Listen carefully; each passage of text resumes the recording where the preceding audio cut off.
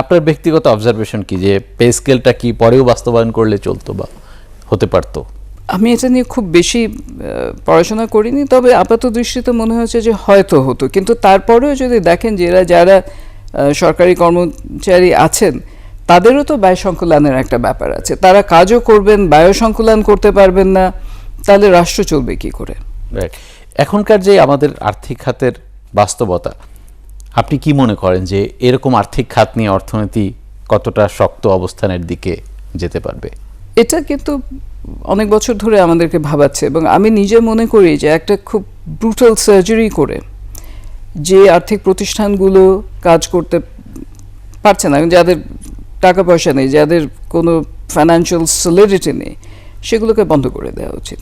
এই যে 5টা ব্যাংককে একসঙ্গে করে একটা ব্যাংক করে, এটা আছে, তাদের ডিপোজিটররা কোথায় যাবে? সরকার যদি কোনো একটা বন্ড ইস্যু করে, অন্য কোনো ফাইন্যান্সিয়াল ইনস্ট্রুমেন্টের মাধ্যমে তাদেরকে দিয়ে, এমনকি কোষাগার থেকে টাকা দিয়েও যদি ইনস্টিটিউশনগুলো বন্ধ করে দেন এবং ভালো ইনস্টিটিউশনগুলোকে রাখেন, আমার মনে হয় ভবিষ্যতের জন্য সেটা বেটার হবে। রাইট, আমরা শেষ করব আজকের আলোচনা। প্রাইভেট সেক্টর, যেহেতু সরকারি কর্মচারীদের বেতন বাড়ানোর একটা আলোচনা চলছে, স্বাভাবিকভাবেই প্রাইভেট সেক্টরের কর্মীদের ক্ষেত্রেও এই আলোচনাটা যৌক্তিকভাবেই চলে আসবে। এমনিতেই বিনিয়োগ কম, আমাদের প্রবৃদ্ধিও কমে আসছে, আমাদের রফতানির অবস্থাও ভালো না। এরকম বাস্তবতা মোকাবেলা করার জন্য প্রাইভেট সেক্টর প্রস্তুত আছে কিনা? এরকম বাস্তবতা তো আগেও এসছে, আমরা মোকাবেলা করেছি, অসুবিধা হয়, কষ্ট হয়, কিন্তু আমরা করব, কারণ আমাদের অন্য গত্যন্তর নেই। আমরা তো সব কিছু ছেড়ে দিয়ে চলে যাব না। বাংলাদেশের বিশাল চ্যালেঞ্জেসের রিয়ালিটিতে কিন্তু প্রাইভেট সেক্টর এই পর্যন্ত এসছে, কাজেই আমরা করে যাব, কিন্তু সেখানে আমরা সরকারের কাছ থেকে বাজেট বরাদ্দের মাধ্যমেই হোক, নীতি সহায়তার মাধ্যমেই হোক, আমরা সাপোর্ট চাইব, এবং আমরা আশা করছি যে এই সাপোর্টটা আমরা সরকারের কাছ থেকে পাবো এবং আমরা সমাজের কাছ থেকেও পাবো।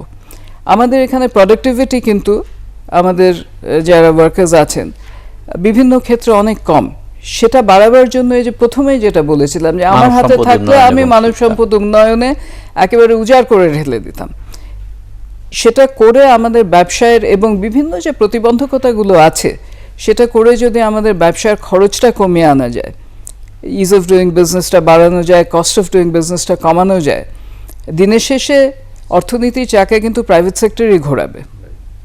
কাজে সেটা দিকে খেয়াল রেখে সরকার যদি বাজেট প্রণয়ন করেন, নীতি প্রণয়ন করেন এবং সাকসেসকে পিনালাইজ না করেন আরও বেশি বেশি ট্যাক্স দিয়ে, তাহলে আমার মনে হয় যে আমরা এগিয়ে যাব, যেতেই হবে, আর আমাদের হাতে কোনো আর বিকল্প নেই, কোনো সুযোগ। আমরাও সেই প্রত্যাশা করি। নিশ্চয়ই অনেক ভালো একটা বাজেট আমরা উপহার পাবো মাননীয় অর্থমন্ত্রীর কাছ থেকে।